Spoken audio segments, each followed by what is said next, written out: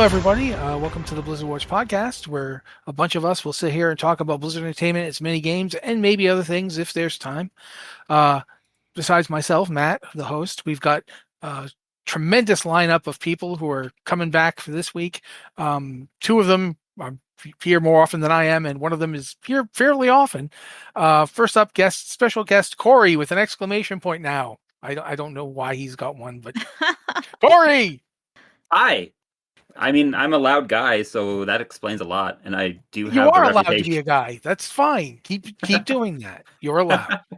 And I have the reputation on Blizzard Watch of writing with the most exclamation points, and Anna always coming in and smashing. Yeah, that's true.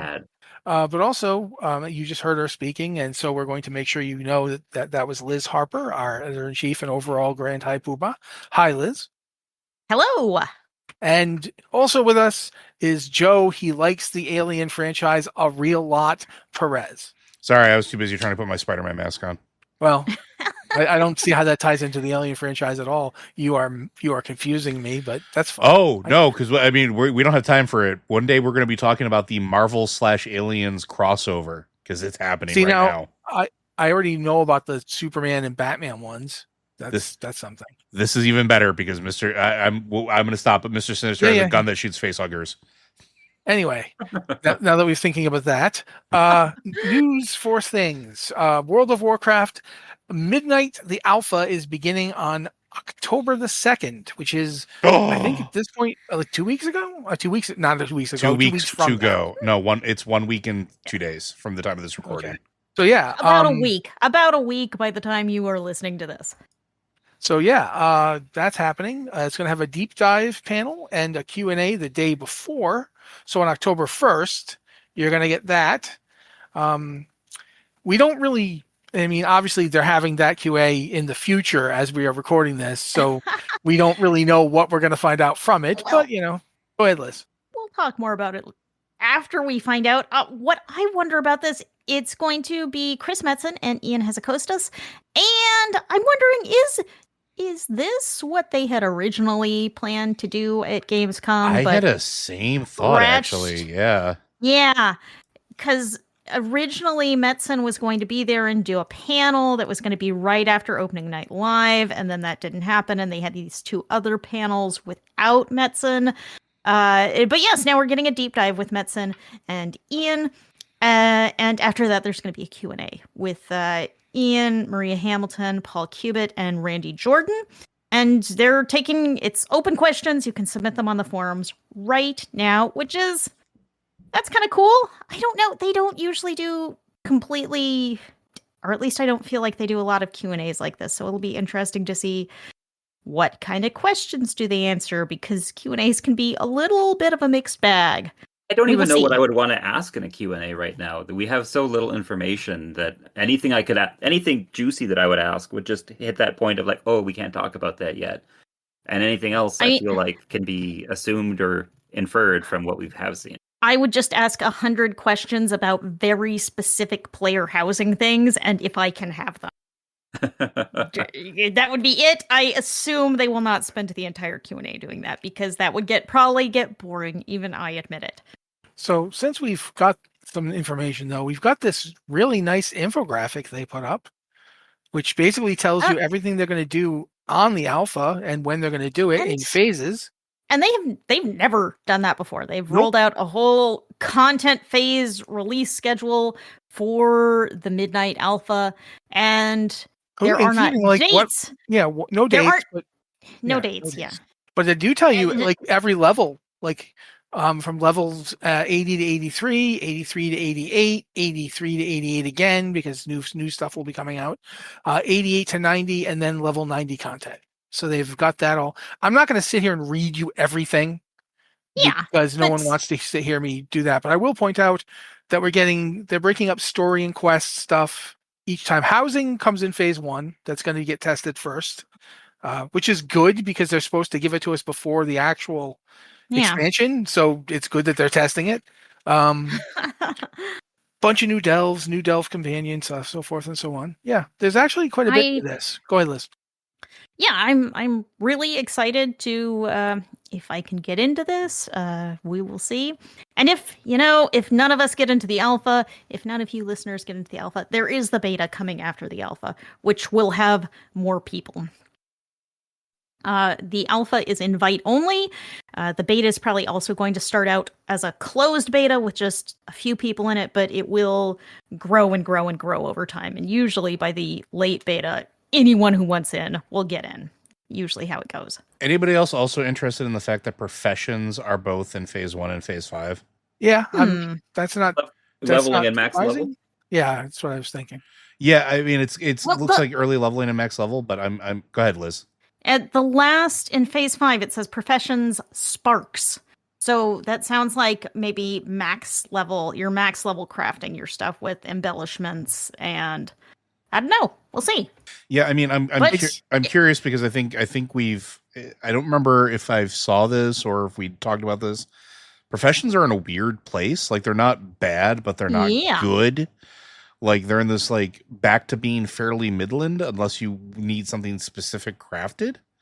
So they got rid of the 2 lowest qualities for max level crafts now, right? So it's no longer or it's down to just 2 qualities, good and really good. I believe so. I believe so, but that's like one of those things that happened in an interview, maybe that someone. There have been so many interviews. That was not something they've said on stage, but yes, we have heard that. That may have even been from the Taliesin and Evatel interview, which was not streamed or recorded, best we know. Yeah, we've got that coming though. We know that's happening. I really am surprised about the infogram. I'm just how they have never done this, as Liz pointed out. Yeah, this is so much information. Usually we would when it was rolling out, we would get an update that says, here's the level range, here's what's available for testing now. The servers will be up in an hour. Yeah, it definitely smacks as being way more focused and intentional, which is good. I don't think we've seen a beta or an alpha or a desired testing pattern that has really been that broken down or focused, which I think is good. Yeah. Because from my brain and my standpoint, that's how you produce software for everything else, for every other industry. You target specific things and then work your way up to the full everything combined. And it's nice to see them doing that. And maybe they've been doing that in the background, and maybe I'm just not remembering all the betas and alphas, but they always seemed to lack consistency in what they were making available to you, at least in my mind. I would agree with you. I feel like they're being a lot more transparent about the development process lately. And especially if you look at player housing, they've been giving us a lot of early previews, and just with the caveat, okay, this is a feature in development, we're working on it, give us feedback. Whereas in the past, it felt like they wanted to give us a really finished product before they showed anything off. And sometimes that was a problem when they gave us a really finished product that wasn't what people expected or was different from what they were hoping for. So I think this is a good direction, but yeah, it's surprising to see this much detail on what's going on, but I like it. I also want to point out, this is a specific thing I want to mention, and I'm sure we'll talk about it again on Lore Watch at some point. Not anytime soon, but Zulamon's a zone this time around. Yeah. And in addition to the fact that it's got 2 dungeons, the Den of Nalarak and Mayasara Caverns, it's also got the Twilight Crypts and Atalamon as delves. Now, Atalamon's in Vol'dun. It was in the last time we got to see it was in Battle for Azeroth content. I'm really curious about this. This is and it's fun to me that this thing that they're doing where they're going back to an area that we've seen before, which is a half of this is stuff we've been to before, like Eversong Woods and so forth. But to see them tie together places that that are geographically distant in this way is interesting to me to see in a test. Like, what are they testing in Atalamon? Are they testing it just as a delve? Are they testing it in terms of, will this stay up? I'm just really, to see the zones laid out like this with all the stuff that's going to be coming out at the same time. The fact that there's, there's a lot to this. It also I'm it also really lets you excited appreciate by the it. scope of the expansion too, I think. Yeah, it does. Yeah. And the fact that you get up to level 90 here, the fact that Voidstorm is so far along in the leveling content, and therefore it's going to be the stuff, and I don't even know. Do we know what Apex talents are? Because if we do. I don't know what Yes. they are.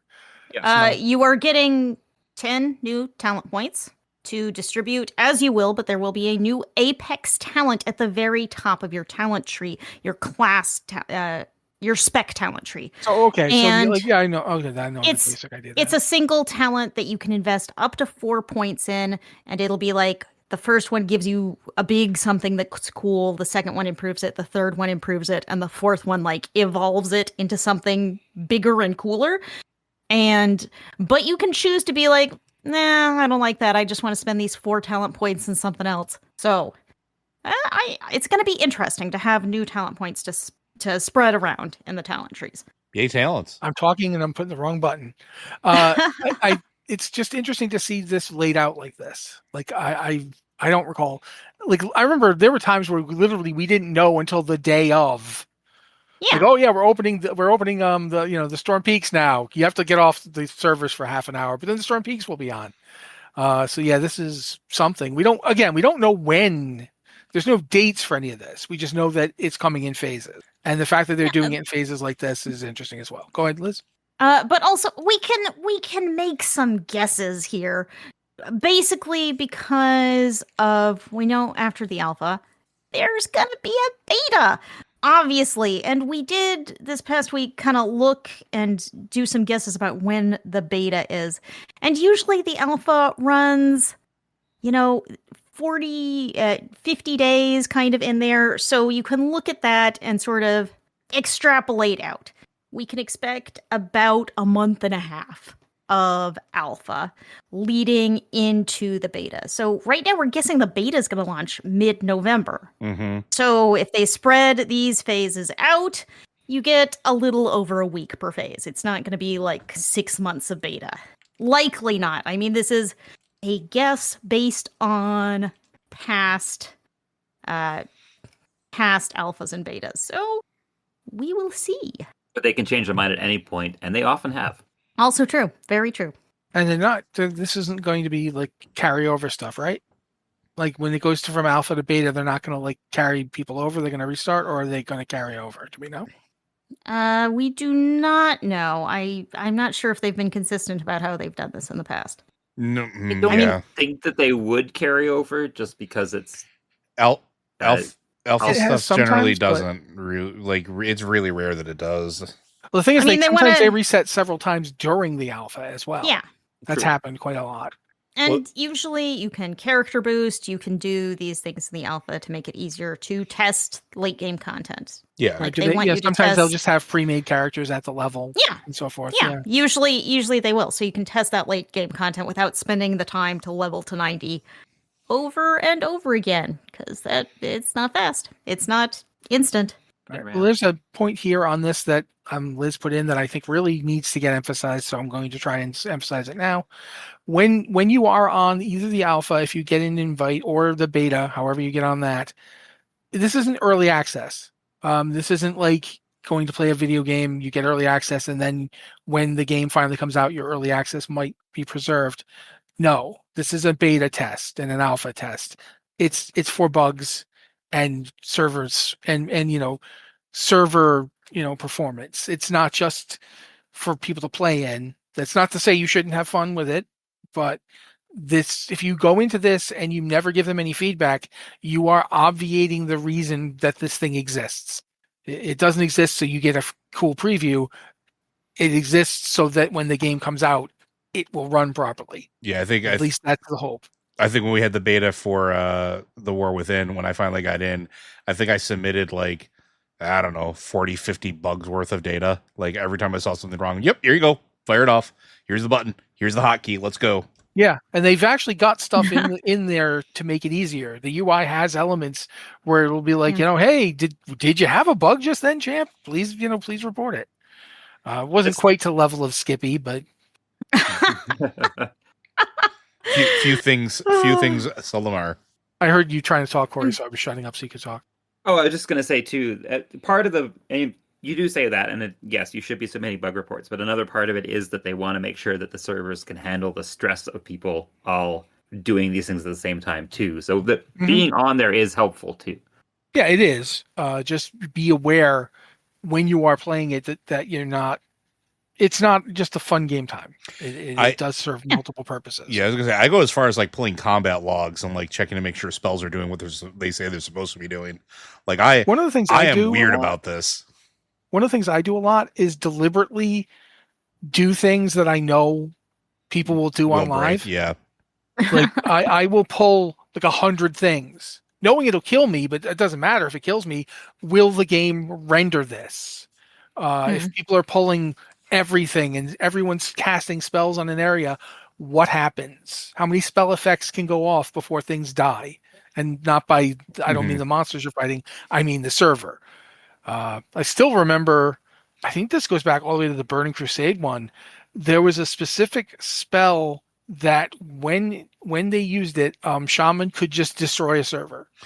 It was not Shaman, and it was a vanilla WoW, and it was never tested because it was rogues, and it was Sinister Strike. And if you put Sinister Strike into a macro with every emote available in the game as one command and you Sinister Strike somebody, it would inject the code into the character model of your opponent, forcing them to like essentially try to complete all of the emotes and crashing the world server because the game didn't know what to do with the fact that a third party tried to tell another third party what to do with a long string of code. It was an injection like crash. I remember it because it was what inspired me to learn Lua in the first place. Classic. Literally.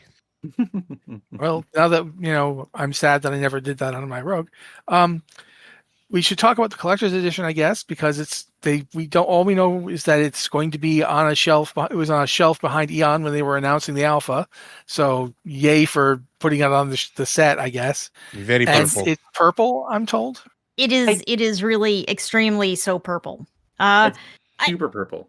It is the purplest purple. I just want it to be a purple Necronomicon. Purple.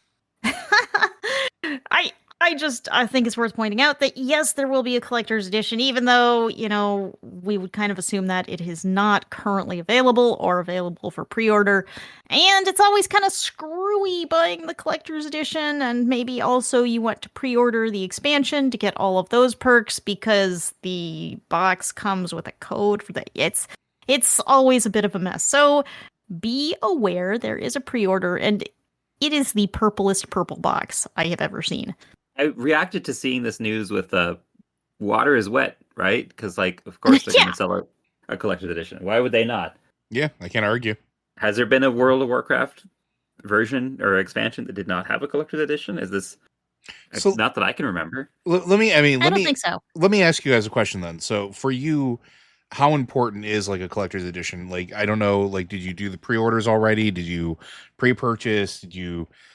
sign in or anything like that for what level did you sign up for, if you did? I haven't bought a physical collector's edition in a minute. I've never bought the physical collector's edition for any of the World of Warcrafts, but I have gotten the digital collectors, like the ones with the extra fancy stuff in it. Mm-hmm. It's not super important to me. I don't find the extra swag in the collector's edition usually worth it. I find that go ahead. It's just not well made usually. It's kind of fun. If it comes down the line, I find a sealed one 10 or 15 years from now for $20. Yeah, sure, I'll buy it. I'm literally looking at my Warcraft 3 collector's edition that I did just find for $20 at a nerd toy store. And I was like, it was up for $50, and I told the guy I'd give him $20, and he's like, ooh. And I'm like, hey, you don't have to carry it around with you anymore. And he's like, ooh. And then now I have that. So that was fun. What about you, Liz? But I'm not going, yeah. On a scale of 1 to 10, I would rate the importance of collector's editions about a 2. I do own a couple of them. I own the Wrath of the Lich King Collector's Edition, which sits on a shelf over the desk. I own the Dragonflight Collector's Edition. These are expansions that I was really hyped about. if I was in a place to do so, I probably would have bought the Burning Crusade one. Was there a Burning Crusade one? There must have been. There must have Yes. been, Yeah, right? There was. Yeah, because there was one for the original too. Yeah. So if I'm really hyped, it's nice to have it. It's nice to have, the fancy game box, but I do feel like the offerings have gotten a little more mixed these days. It's like you would get the collector's edition come with a cool art book, and now they're more likely to come with this stuff that I maybe don't need because I'm a little more selective about the stuff I collect these days because there's only so much shelf space. You don't need all that stuff to dust. I like them. I do not always, or even usually, go out and make the investment to buy them. Matt? See, I never bought any of them, the collector's editions, but I have everything up until Shadowlands, and that's because when I've lived up here in Edmonton for a long time. One of the people who reads our site was like, "Oh, I live in Edmonton. Do you want all my collector's editions?" And I'm like, wow. "Well, I don't really have any money." He's like, "No, I'll just give them to you. So we'll just meet up and I'll give them to you." And I'm like, "Okay." And so I went to the West Edmonton Mall, and this very nice man came up to me and said, "Hi, I've always liked your stuff on the site." And I was like, "Thank you. I too have liked my stuff on the site." I feel really awkward about what we're doing right now. He goes, "Oh, that's great." And he hands me these he didn't just hand me all the collector's editions of WoW.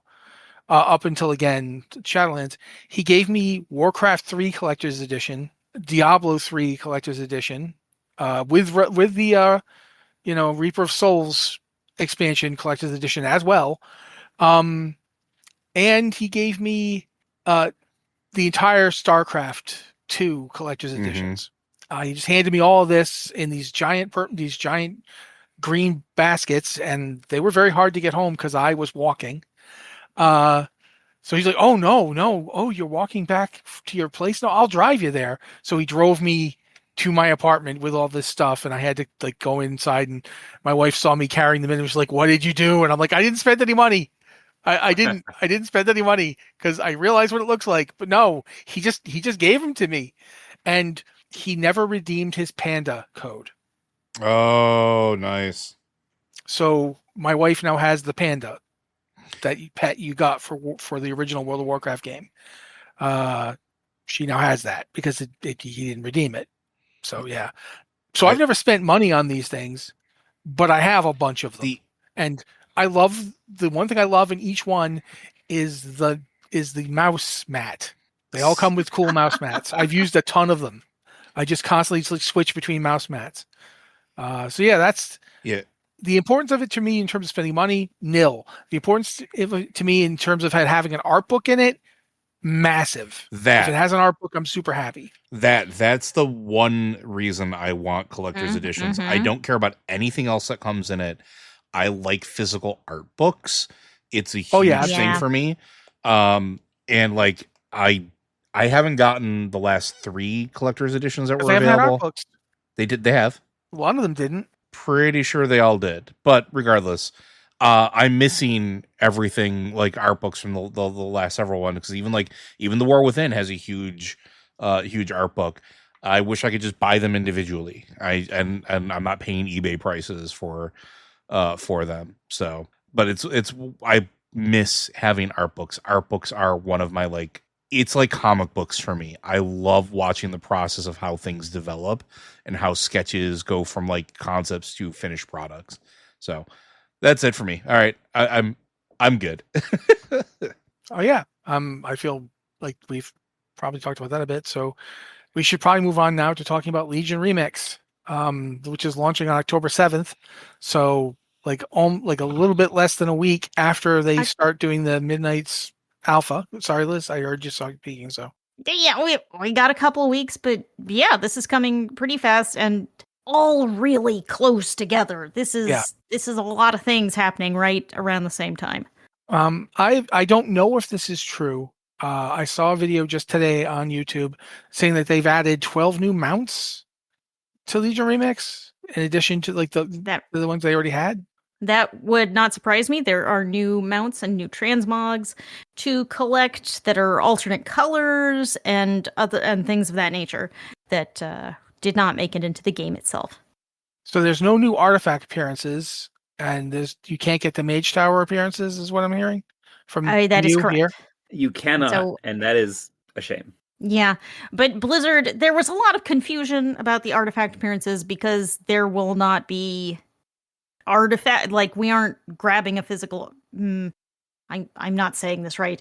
The whole artifact process isn't there. There's a unique talent tree you'll fill out as you go, but the whole artifact power thing is not in the game. But you can collect artifact appearances by doing your artifacty stuff, and if you meet the requirements for the appearance, you can unlock that appearance. Which there had been a lot of confusion about this, but Blizzard did make a clear statement saying that yes, you can collect these appearances in Remix, which that's a good deal. There are some classes I did not play at the time that maybe, and now you can do this on live too, and you can do it very quickly, more quickly, but it's like now I can play it over here and get what I need and not bother with it. Yeah, I've done some artifact appearances going back to Legion to get them, and one of the weird things about outpowering content is sometimes it actually makes it harder. Yeah. Sometimes it's actually harder to do things if you outpower it, because it's like you have to not kill everything to do this. It's like, no, that's the one thing I'm good at right now. So yeah, apparently 11.2.5 isn't going to be doing much else. There's just been updates to the cooldown manager and the turbo boost. So so Legion Remix is part of 11.2.5, and it's like 98% of 11.2.5. So if you're not interested in doing Legion Remix, then don't worry about it. Not much coming in 11.2.5. You don't got to stress it. We are getting those updates to the cooldown manager, which I think do sound great and will make it a lot more customizable. But that's not a huge thing, but it's a nice thing. And Turbo Boost will be coming back for Season 3, which will there will be new puzzling cartel chips. There will be an increased 2 more upgrade ranks for your gear. So you'll be able to kind of power everything up and maybe push through the last bit of Mana Forge Omega or any other goals you had for Season 3 that you were having trouble with, because you can gear up a little bit more. That is cool. But now let's talk about WoW Classic, I guess, because we've also got some other stuff coming there. For example, I think we talked about this last week, but Mr. Pandaria Classic now has Phase 2 going, the Landfall patch. That's already happened. It's going right now. And on October 2nd, because again, October 2nd, apparently we're just going to have a lot of stuff happening in October. The Blizzard is kind of weird about putting everything out at the same time. It's just, this sounds like a good date. Let's just do everything. Yeah, everything's October, the first or second week. WoW Classic is going to get the Anniversary Realms, Phase 6 launching October 2nd. That's Naxxramas for you guys who just got to get more Naxxramas in your life. Because, some of us are like, no, never, never again. And some of us are like, yes, let's go back to Naxxramas yet again. I am definitely not in the second garage, just so I am asking you as your friend. But yeah, that is happening. So if you are playing Classic, the Classic Anniversary servers, Realms, I'm sorry, I should be calling. You've got Phase 6, and it's going to be launching next week. So you, I guess, I feel really bad for somebody who got the alpha invite and then this, and is wanting to play Remix. It's like I was really wanting to play Miss Pandaria Classic, but it's like, and I leveled a panda up pretty high. I made a panda monk and I leveled it pretty high, but I didn't get to Pandaria levels. And it's like, then the War Within Season 3 started, and it's like, okay, I really have to concentrate on this, and I got to do my weekly quests, and I've got to grind Koresh up, and I got to go to raid twice a week, and it's like all of these things, and it's like my time to play Mists has really dropped to nothing. So yeah, it's really difficult keeping up with this if you're playing multiple games. I'm just sad because I'm not going to get to do the Landfall patch again, because I love that patch. That's one of my favorite things they did. Wow. But yeah, and I did not, or I was not playing at the time that this content originally rolled out. So it's like, it would be great, but where do I find the extra hours? I don't know. What's really going to be weird is when they do the patch that's just before Siege of Orgrimmar, where you can start getting the transmog looks for the Dungeon 2 set again. That's going to be bizarre for people. I have no idea how that's going to roll out. But yeah, so that's happening, and we've got the Phase 6 stuff happening on October 2nd with Naxxramas. So yeah, fair amount going on with WoW Classic at the same time. And now I guess we should be disappointed in Diablo. No, that's not fair. That depends. That depends on your feelings about microtransactions and also other things. We should first off say that season 10 is out in Diablo. I'm not liking it, and I don't know why exactly. I've not taken up with it as much as I have previous seasons. I'm trying, but possibly it's the fact that I'm trying to play 6 games at once, and that can be a problem. That's tough. But it's we talked about it last week. It's the chaos season. It's the now new chaos stuff happening. The season of infernal chaos. Yep. Because so if that's your thing, it's a cool name. I don't have a problem with the name. I mean, that there's a bear in their key art. Yeah, there you go. Go. There's a bear right there.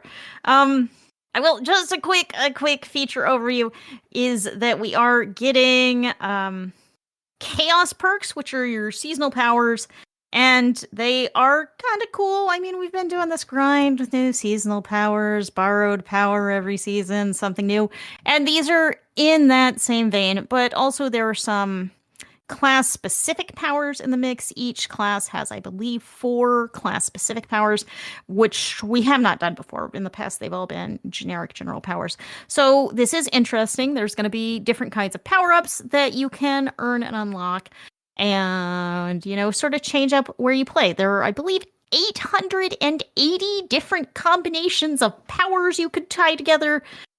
Oh, at the same time, someone's going to find this is the absolute most powerful one, and you should definitely do this one only.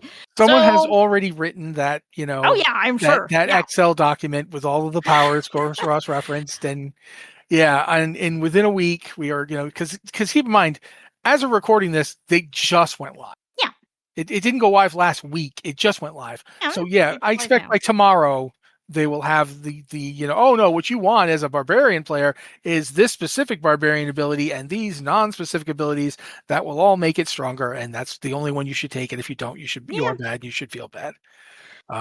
You don't. That's just what happens. You don't listen to the people who say you're bad and should feel bad. But there are a lot of options. I enjoy having options. That's what makes it fun. And I think the thing that makes seasons fun, when you are having fun playing another season, is that it feels different than the previous season. I think a lot of absolutely seasons lately have felt very samey. It's like, oh, this is the season we played last year, except this has a vampire theme. Oh, this has a witch theme. Oh, and this does have some of that also. They kind of found a template for seasons, and they're sort of sticking with it. But this season also adds Chaos Armor, which is rare drop armor that will have a unique power on it. It'll be a max roll unique, but it will be in a different slot than the unique usually is in. So that'll unlock, you can do different builds with different combinations of legendaries that maybe you couldn't previously equip together. And ordinarily, this ability is only for necklaces, but for this particular piece of armor, it's actually your belt or your shoes or your hat. Yeah. So that is kind of interesting. It definitely has a little bit of that, changing the meta up thing going for it. I will give it that. The only thing about it is that this is the season of chaos, so these can drop from anything, anywhere, anytime, though it sounds like they will be more likely to drop at higher difficulties. And the new boss, Bartuk, who you can summon in Infernal Hordes, will have a very high chance to drop them. So you could go and kill Bartuk a lot, but also Bartuk isn't guaranteed to drop the one you want. You're just going to have to go kill him and see. I think you have to do him in Torment tiers to do this. Yes.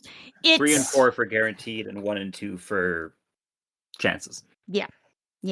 And Infernal Hordes themselves have received a bit of a glow up to just make them more rewarding and, feel better to play. They could be a little, I don't know, They could feel a little uninspired. I've never been thrilled by the Fell Council thing, so it'll be cool to go in there and have a different boss. You could choose to still summon the Fell Council, I believe, but why would you do that when you've got Bartok right over there, who could give you some cool Chaos Armor? We've got Bartok at home, kids. Oh no, it's the Fell Council again. But no, I agree that the Fell Council was never really my thing. But we haven't even talked about what is listed as the most important thing. So I'm going to turn to you, Liz. Tell us, what's the most important thing?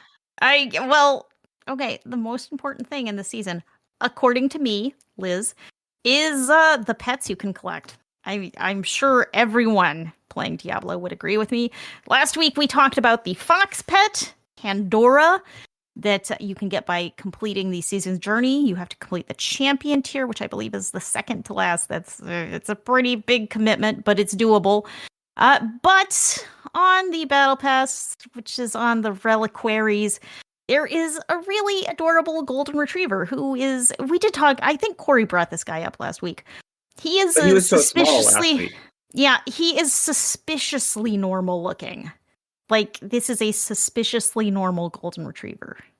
You see something just normal and adorable in Diablo, and you're like, okay, what's your deal, little guy? What's going on?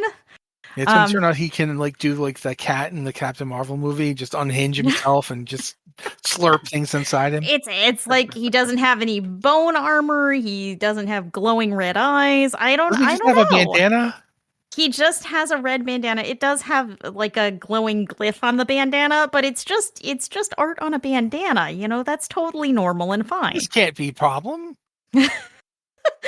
But there is also another adorable pet you can collect, a black dog named Anguirus the Brave, who is wearing red and gold armor with little red wings. That feels like a reference to Anguirus, something. huh? Yeah. Well, the Anguirus Council, it reminds us of. Ooh. It could be. So the armor does match the seasonal armor set that you can also get by finishing all the reliquaries. So it's a look. You may be into the red and gold thing. I don't know. But I just think he's adorable, and he's wearing armor, and he has little wings. It's pretty great, except he is also only available with the Deluxe Battle Pass bundle, which is $28, which, you know, I used to feel like this is just way too much. Yeah, you can get the Premium Battle Pass for just $10, and that'll get you all of the different reliquaries, so you can unlock all of the other rewards.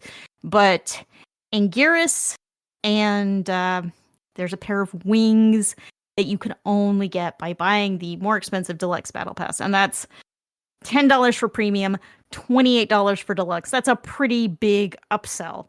But it's a pretty big upsell, and then I look at it and I'm like, I could get this adorable dog wearing armor that I'm sure is a perfectly normal, adorable, like a black lab. You know? Yeah. At least it's not like a gacha game to get. Yes, and that's the thing. We've talked several times lately about Hearthstone's gacha game, in which it has this gambling mechanic where you insert coin, maybe get pet, and each coin you buy to do a spin of the dice is more expensive until you've spent $160 trying to get this pet, because it is so rare that you're probably only going to get it once you've gotten everything else. So it going from that and being upset by that to looking at Diablo, and it's like, I can give you a fixed amount of money, even though it feels like a little too high amount of money. I can give you a fixed amount of money, and I am guaranteed to get this thing. And the nice thing about the deluxe bonuses is you give them money and you get them. You just get them. Whereas with the premium pass, it unlocks the different reliquaries, which you then have to play a bunch to earn the things in the reliquaries. So this has become more appealing as other games have become more expensive and with terrible microtransactions. I don't know. What do the rest of you think? Does this sound like an okay price to pay, or does this sound ridiculous? The last 2 seasons have had these accelerated reliquary passes, and they've been like, here's the wings and here's the fancier pet. and that's it. Like everything else you can get for just getting the normal one, and for 3 times the cost, it's just Yeah. or basically 3 times, like 1,000 to 2,800 of their fake currency. It's too much for too little. And as much as I love a cool armored dog with cool armor, and as much as I love shiny wings, I'm good. Thanks. I have no opinion. Like, I have legitimately given up on Diablo at this point until the next expansion comes Yeah. out. And supposedly the next expansion is coming out next year, but we haven't heard anything about it yet. And of course, the general manager for the Diablo franchise just left, and we don't know what's going on. But a high-profile departure does not always mean good things. It could mean good things, but it could also mean that there's kind of a power vacuum and uncertainty about the direction to take the game. We don't know. So I what will is say- coming next? In terms of What? the battle passes thing, Hmm. when they did the reliquary system, I wasn't a tremendous fan of battle passes in general, but the reliquary system makes me like want to like just walk out into like a cloudy, rainy day and stare up at the sky and go, "Why did you do this to me?" Like it's just too much. It's too much. I can't. It's not that it's too much for me to understand. It's too much for me to want to understand it. It's just a more It's- complicated line, and I don't know why they needed to complicate their line, or why they thought that people would be buying them piecemeal or just getting the mount and pet one. I don't know. Maybe they are. Maybe they've got the internal document to prove that that's the case. But Yeah, maybe, but I really like it pains me to see Diablo in sort of that state.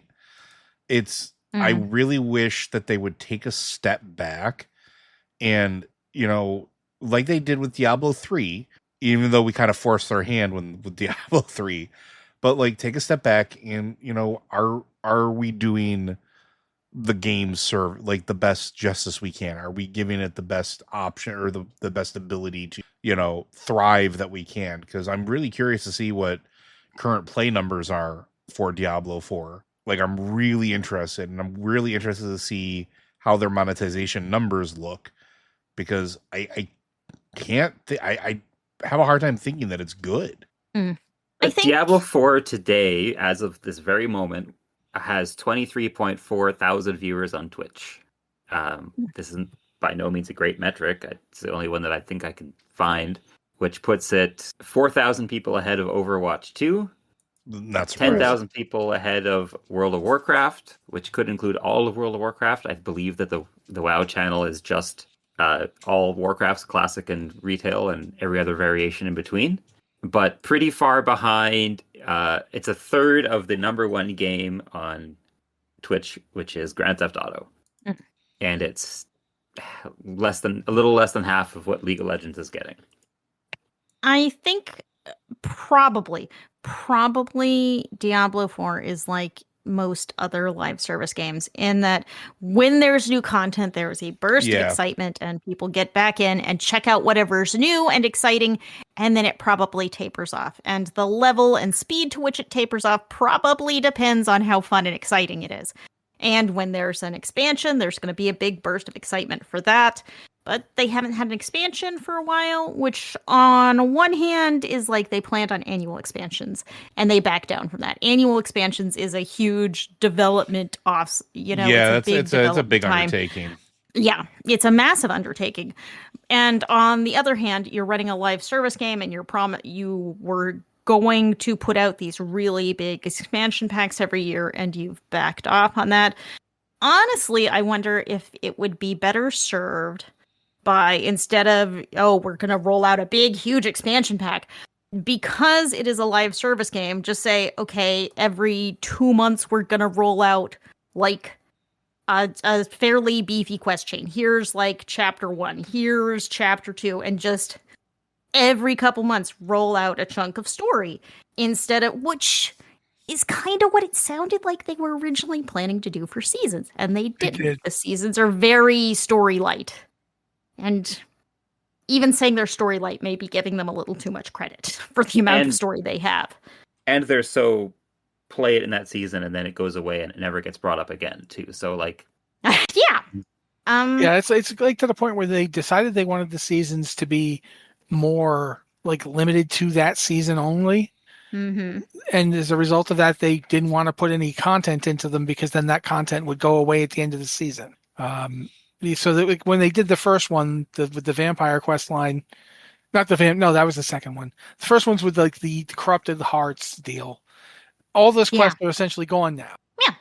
Yep. Which meant that the 25 minutes worth of questing they put in, which is not a very big amount of questing, is now just gone. Yeah. So since they don't bring those quests back, they don't let you keep playing them after the season ends, you're incentivized as a developer to not develop them. Yeah. You're not going to give them more quests if the quests are just going to be gone. So yeah, I don't know. I feel like I like a lot about Diablo 4. I really do think it's a good game, but I find some of the decisions they made absolutely baffling. And it is like, it feels an awful lot like they make really good decisions, like what they did with the gear resequencing they did. Yeah, frankly, the game is in a much better state than it was at launch. There's a lot, the gearing has improved. There's a ton to do at end game, which was pretty sparse early on. And the difficulty curve has smoothed out a little bit. And there's more variety. There's more variety in gameplay.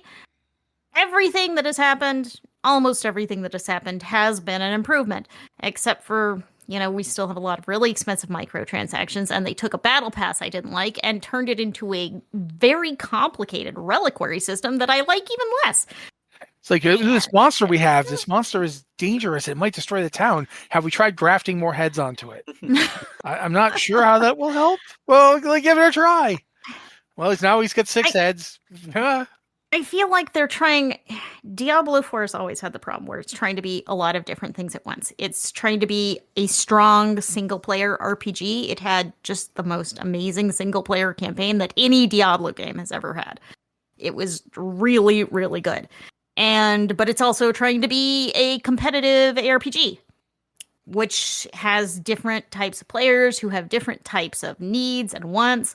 And it's also trying to be open and it's accessible to casual players who just want to jump in and kill some demons. But it's also trying to have enough depth to cater to really hardcore ARPG players, and I think the end result is it falls somewhere in the middle, and neither group is entirely happy. Yeah, and wearing too many pants. It's trying to be a live service game that has a new battle pass every 3 months, but it's also trying to be a traditional game that has a boxed expansion with a price tag every year or two. And all of these things feel kind of in conflict with each other. This is a crazy balance to hit, and I don't know if it's even possible to hit it. And certainly don't feel like it's being hit here. That's something I feel like needs to be said. Maybe they need to rethink how they're delivering content, because we are living in a world where games are much more likely to be free to play. And having these big box expansions, having such a long development time for them, I don't know if it makes a lot of sense. Especially with how much the battle passes put forward. Like, if you're playing Diablo, you're paying, maybe you are paying for the battle pass. It is cosmetic only, but it's, $10 every 3 months, which is that's not a huge outlay of cash. That is a completely doable thing. $10 in 3 months, sure, fine. And then, when the big new content hits, you're also paying probably $50. And it's like, okay, but maybe instead of doing this, they could be like, okay, every couple months, here's part of an expansion, instead of trying to spend 2 years developing a huge, big, splashy expansion. That feels like it'd fit better with this live service nature, where it's an ongoing game with ongoing development, and you're constantly trying to keep players around. Because these seasons, I think this is looking like a good season. I think this has more variety than we've seen in previous seasons. I think the gearing is going to be really interesting in the season, but I don't know that this repetitive season thing is enough to keep bringing people back. And if you rolled out more story content, maybe it would. Let's say, look at Diablo Immortal. I know we all have our issues with Diablo Immortal, because Diablo Immortal does have pay for power. At least in Diablo 4, you're paying for cosmetics. But Diablo 4 rolls out regular patches every couple of months. Each one has a chunk of content. Usually there's some new story quests. And they've rolled out a new class every year. The game is 3 years old. It's rolled out 3 new classes. And it feels like Diablo Immortal's actually doing a really good job of being a live service game that continuously rolls out engaging new content. And it just doesn't feel like Diablo 4 is really doing it. I do think Diablo 4 is in the best state, gameplay-wise, that it has ever been. I think the new season I've only had a little time to play it, but I think the new season looks like it could be really fun, and maybe the best season they've had in a while, because it has more to do than just a selection of new powers to collect and level up. But at the same time, it's hard to keep up enthusiasm for a Diablo 4 season because it does require a lot of work, and it gets grindier the more time you put into it. So when you first go in, it's like, wow, this is super rewarding. I'm leveling up all the time. I'm finding new gears and gear upgrade. Wow, this is so much fun. And then it slows down.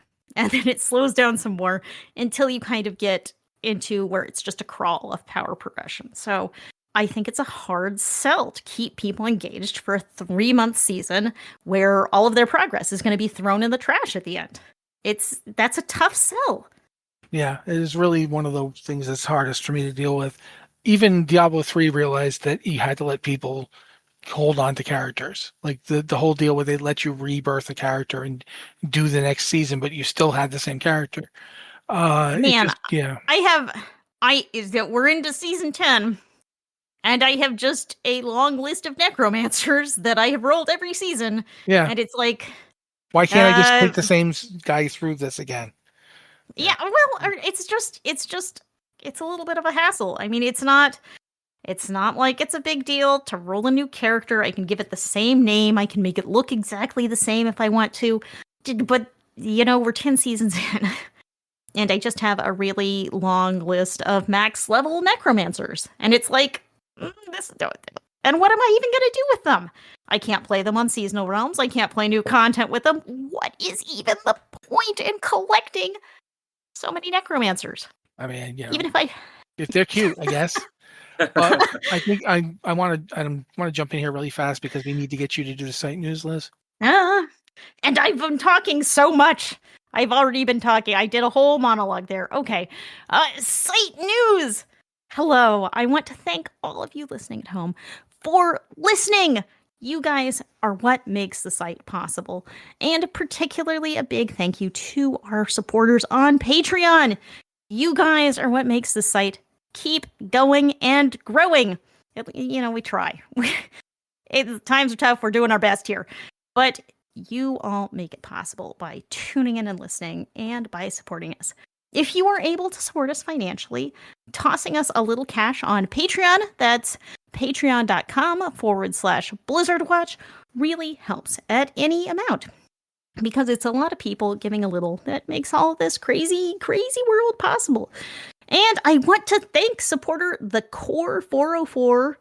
I like that name. You've got a rhyme there when you say it out loud. Who upgraded their pledge to $3 this week.